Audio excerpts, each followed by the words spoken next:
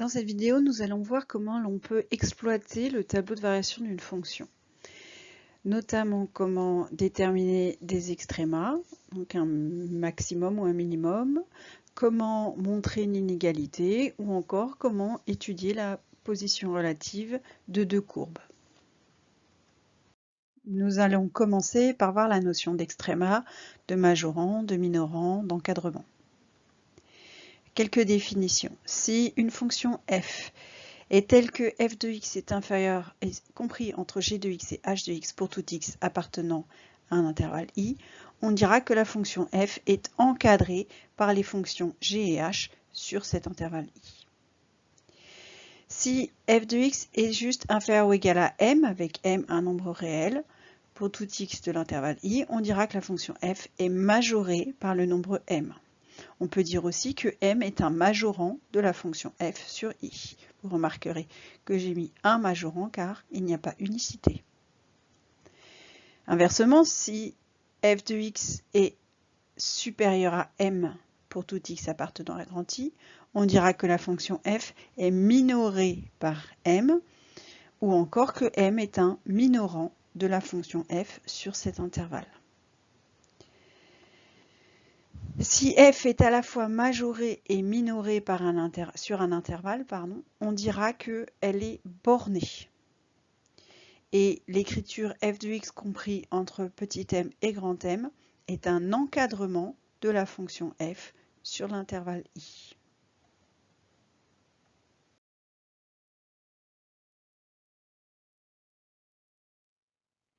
Exemple.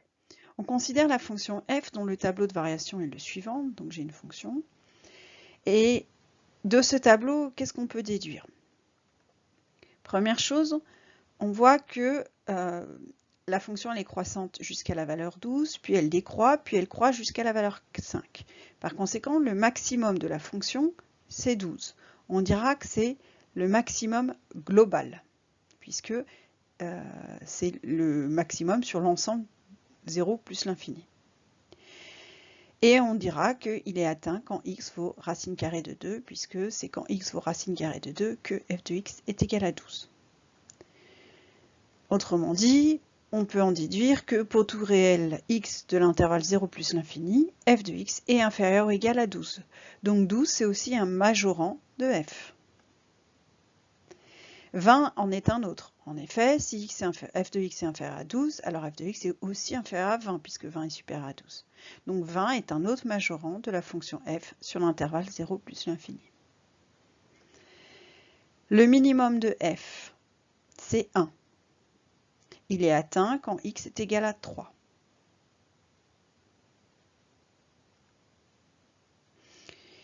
Donc 1, c'est un minorant de f, mais on peut dire aussi, comme pour tout x appartenant à 0 plus l'infini, f de x est supérieur à 1, on peut aussi dire que f de x est supérieur à 0, puisque 1 est supérieur à 0. Donc je peux aussi, quand je vois ce tableau de variation, en déduire que la fonction f est à valeur strictement positive pour tout x appartenant à 0 plus l'infini. Donc à l'aide d'un tableau de variation, on peut en déduire tout un certain nombre d'inégalités, de comparaisons, des majorants ou des minorants éventuels. Et puis on peut regarder juste sur un intervalle, par exemple si je me place entre racine de 2 et 3, eh bien j'en déduis que f de x est compris entre 1 et 12. Donc la fonction f, elle est bornée sur l'intervalle racine carrée de 2, 3, et le minorant c'est 1 et le majorant c'est 12. Et 12 est un maximum global et local aussi. Alors je vous expliquerai tout à l'heure ce qu'on appelle maximum global et maximum local. Théorème. Soit f est une fonction dérivable sur un intervalle ouvert de R et x0 un nombre de cet intervalle. Si la fonction f admet un extrémum local en x0, alors f' de x0 est égal à 0. Donc si j'ai un extrémum local, alors le nombre dérivé s'annule. Donc voici la courbe représentative d'une fonction f définie sur l'ouvert -8, 6. Ici, j'ai un maximum local. Ici, j'ai un maximum local, c'est-à-dire que localement, j'ai un maximum. Ici, j'ai un minimum local Et ici, j'ai un minimum local. Globalement, cette fonction, elle a un minimum global qui est la valeur moins 1. Et elle n'a pas de maximum global, puisque elle croît, et ici, la valeur est exclue. Donc, minimum, et on remarque sur cette courbe que quand j'ai un maximum local, ça veut dire qu'il y a un point de retroussement et donc la dérivée s'annule puisque j'ai une tangente horizontale. Idem quand j'ai un minimum local. Donc là, j'ai un minimum local en x égale 3. Donc, le nombre dérivé vaut 0. Ici, j'ai un minimum global en x égale moins 4. Et par exemple, ici, j'ai un maximum local en x égale 0. Elle n'a pas de maximum global sur l'intervalle moins 8, 6 ouvert. Alors, remarque, il est important que l'intervalle soit ouvert. Effectivement, si je prends un intervalle fermé, ici, j'aurai un maximum global. Et dans ces cas-là, j'ai un maximum, mais le nombre dérivé ne s'annule pas. C'est-à-dire que je peux avoir un maximum qui est aux bornes de l'intervalle, et dans ces cas-là, la dérivée ne s'annule pas forcément. Donc c'est pour ça qu'il faut que l'intervalle soit ouvert pour pouvoir utiliser cette propriété. Il ne faut pas que le maximum ou le minimum soit aux bornes de l'intervalle. Remarque importante, la réciproque de cette propriété est fausse. Alors la propriété disait que si une fonction admet un extrémum local, alors f' en ce point vaut 0. Donc la réciproque c'est si f' de x0 égale 0, alors la fonction admet un extrémum local. Et ceci est faux. En effet, je vous donne un contre-exemple, c'est-à-dire une exception, on va dire à ma règle, qui est, si je prends la fonction cube, f de x égale x au cube. Cette fonction, elle est définie sur R, elle est dérivable et sa dérivée, c'est 3x au carré.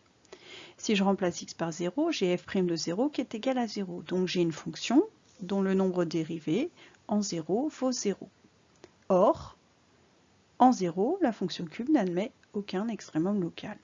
En effet, si je regarde la courbe représentative de la fonction, je remarque qu'elle est croissante, puis croissante. Simplement, en 0, elle a ce que l'on appelle un point d'inflexion. Elle va changer le sens de sa courbure.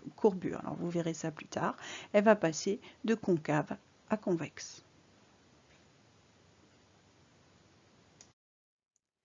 Propriété. Soit une fonction dérivable sur un intervalle i ouvert de R.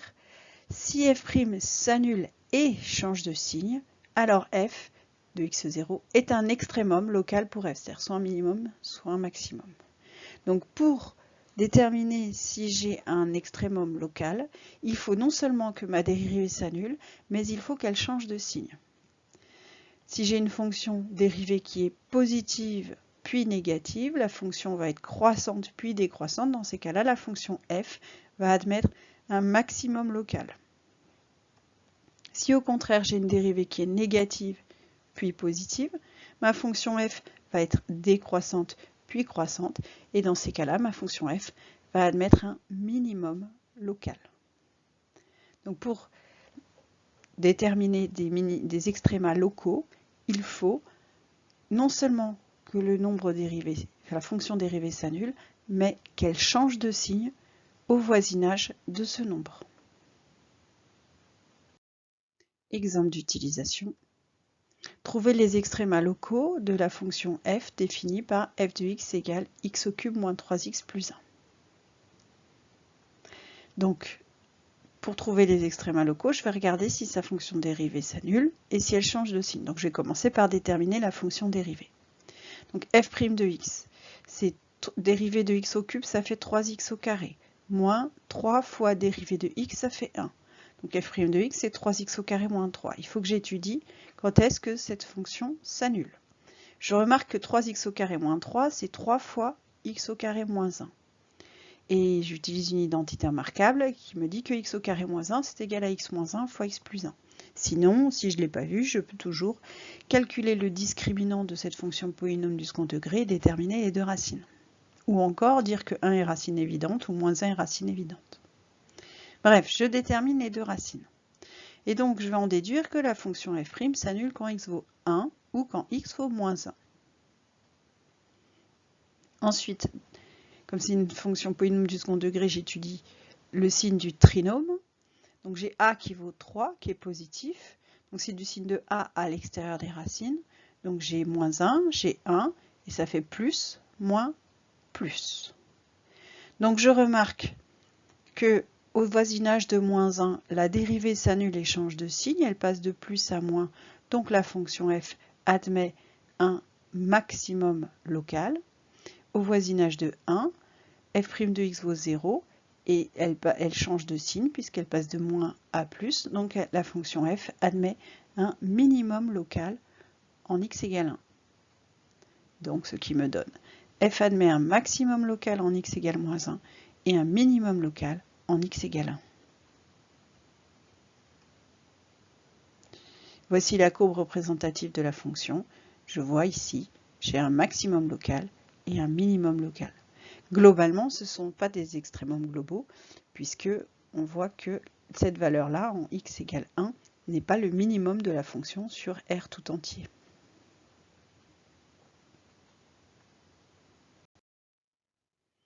Alors, une autre application de l'étude des variations d'une fonction, ça peut être de prouver une inégalité sur un intervalle. Exemple, on vous demande de montrer que pour tout x appartenant à 0 plus l'infini, on a racine carrée de x qui est inférieure ou égale à 1 demi de x plus 1 demi. Donc on me demande de comparer deux expressions qui sont variables puisqu'elles dépendent de x. Donc un premier réflexe déjà, comparer deux nombres, ce n'est pas évident. En revanche, étudier un signe, c'est plus facile.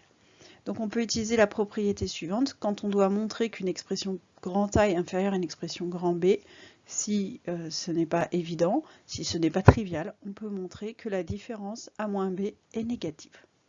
Donc je vais considérer la fonction f, qui est définie sur 0 plus l'infini, par f de x égale racine carrée de x moins, la partie A moins la partie B. Donc racine carrée de x moins 1 demi de x plus 1 demi.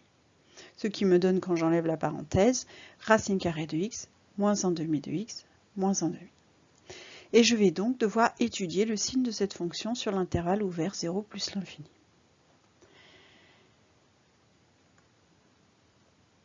Je vais étudier ces variations, puisque là, comme ça, on n'a rien d'évident. Donc je vais dire qu'elle est dérivable, puisque c'est la somme de fonctions dérivables. Il y a la fonction racine, une fonction polynôme. La dérivée de racine carrée de x, c'est 1 sur 2 racine carrée de x. La dérivée de x, c'est 1, donc ça fait 1 sur 2 racine carrée de x moins 1 demi. Et il va falloir que j'étudie le signe de cette dérivée. Donc je vais commencer par réduire au même dénominateur mes deux fractions. Donc je multiplie par racine carrée de x en haut et en bas la deuxième. Comme ça, j'ai un dénominateur commun qui est 2 racine carrée de x. Et au numérateur, j'ai 1 moins racine carrée de x. Donc voici l'expression de la fonction dérivée de f. Maintenant, il faut que j'étudie le signe de cette fonction. Première chose, je vais remarquer qu'au dénominateur, donc c'est un quotient, le signe d'un quotient, c'est comme le signe d'un produit, il faut étudier le signe de chaque facteur. 2 racine carrée de x, 2 c'est positif, racine carrée de x c'est toujours positif. Par conséquent, 2 racine carrée de x c'est positif, donc le dénominateur est positif. Et je vais en déduire que du coup, f' va être du signe du numérateur, c'est-à-dire 1 moins racine carrée de x. Donc 1 moins racine carrée de x, et là je regarde quand est-ce que c'est positif si racine carrée de x est inférieur à 1. Il faut que je me débarrasse de cette racine carrée, donc je vais élever au carré les deux côtés de mon inégalité, ce que j'ai le droit de faire puisque la fonction carré, elle est croissante sur 0 plus l'infini. Donc ça va me donner racine de x au carré qui est inférieure à 1 au carré, ce qui me donne x inférieur à 1. Donc, qu'est-ce que j'ai dit? J'ai dit que si x est inférieur à 1, alors 1 moins racine carrée de x est positif, et réciproquement, c'est-à-dire si x est supérieur à 1, 1 moins racine carrée de x sera négatif. On va en déduire le signe de f' et les variations de f.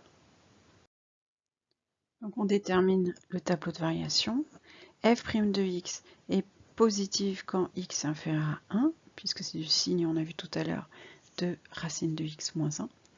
Et f' de x est négative quand x est supérieur à 1. Par conséquent, f est croissante sur 0, 1 ouvert, puis décroissante sur 1 plus l'infini. Je calcule f de 1 et je trouve 0. De ce tableau de variation, j'en déduis, même si je n'ai pas les valeurs aux bornes, j'en déduis que la fonction f admet le nombre 0 pour maximum. Autrement dit, f de x est inférieur ou égal à 0 pour tout x appartenant à 0 plus l'infini. Or, f de x, c'était racine carrée de x moins 1 demi de x plus 1 demi, donc ceci est inférieur à 0. Autrement dit, racine carrée de x inférieure à 1 demi de x plus 1 demi. Donc j'ai démontré mon inégalité. Donc ça, c'est une méthode à retenir. Si je n'arrive pas à démontrer une inégalité de façon triviale, je soustrais les deux membres et j'étudie le signe des deux membres. Et s'il le faut, je peux aller jusqu'à dériver la fonction obtenue, étudier le signe de la dérivée, déduire les variations de la fonction et en espérant que ces variations vont me donner des informations sur le signe de la fonction. Enfin, et ce sera à peu près le même problème, on va étudier la position relative de deux courbes. Donc on a deux fonctions f et g qui sont définies sur R par f de x égale x au cube plus 2x et g de x égale x au carré plus 2. Première question, montrer que les courbes des fonctions f et g sont séquentes en un point d'abscisse 1, puis étudier leur position relative. Donc les courbes sont séquentes en un point d'abscisse 1 si f de 1 est égal à g de 1. C'est-à-dire qu'on a un point dont l'abscisse et l'ordonnée correspondent aux équations des deux courbes. Donc je calcule f de 1, c'est 1 au cube plus 2, ça fait 3. Je calcule g de 1, c'est 1 au carré plus 2, ça fait 3, qui est égal à f de 1. Par conséquent, il y a un point d'abscisse 1 qui est séquent au de droite. Et son ordonnée d'ailleurs, c'est 3. Je n'ai pas dit que c'était le seul point d'intersection des deux courbes, mais c'est un point d'intersection des deux courbes. Passons à la question 2. Nous utilisons la méthode suivante. La courbe CF est au-dessus de la courbe de la fonction g pour les réels x tels que f de x est supérieur ou égal à g de x.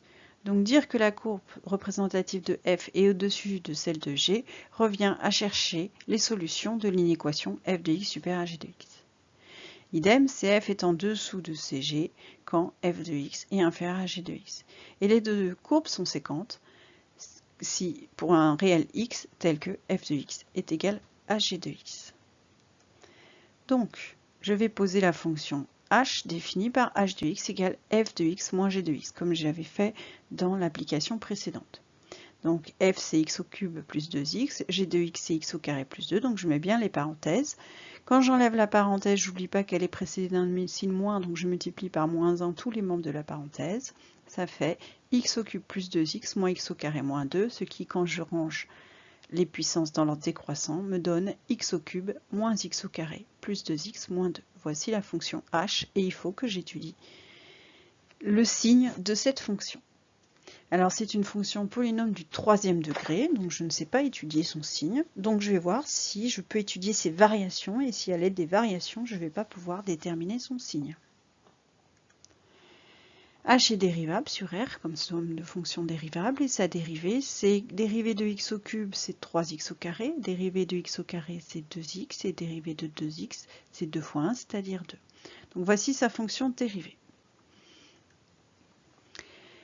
Là, cette fois-ci, j'ai un polynôme du second degré. Donc je peux étudier le signe d'un polynôme du second degré en calculant son discriminant, qui vaut moins 2 au carré, moins 4 fois a, c'est-à-dire 3 fois 2. Et j'ai un discriminant négatif. Ce qui veut dire que h' de x est de signe constant, et ce signe, c'est le signe de a, c'est-à-dire du coefficient de x au carré. Donc c'est du même signe que 3, donc positif. J'en déduis donc que h' de x est positive pour tout x appartenant à R. Ce qui va vouloir dire que ma fonction h va être croissante sur R. À présent, je dresse le tableau de variation de la fonction h sur R. Donc j'ai obtenu que la dérivée h' de x était strictement positive sur R, donc je mets un plus dans la ligne du signe de h'. Je vais en déduire que la fonction h était strictement croissante sur R, puisque sa dérivée est positive, donc j'ai une flèche qui monte. Je n'ai pas besoin des limites, de toute façon en première on ne les calcule pas. Je me souviens dans la question 1 avoir trouvé que f de 1 est égal à g de 1, donc h de 1 qui est égal à f de 1 moins g de 1 vaut 0. Donc j'ai une fonction qui est strictement croissante et qui s'annule quand x vaut 1. Je vais donc en déduire que si x est dans l'intervalle moins l'infini 1, ici, g de x va être majoré, h de x pardon, va être majoré par 0. Donc h de x va être strictement négatif. Et donc f de x va être inférieur à g de x, puisque h c'est f moins g. Donc la courbe représentative de f va être en dessous de celle de g. Inversement, si x est dans l'intervalle 1 plus l'infini, alors h est minoré par 0, autrement dit h de x est strictement supérieur à 0. Donc f de x, qui revient à dire que f de x va être strictement supérieur à g de x, autrement dit, la courbe représentative de f va être au-dessus de celle de g. Et lorsque x est égal à 1, j'ai un unique point d'intersection entre les deux courbes CF et CG.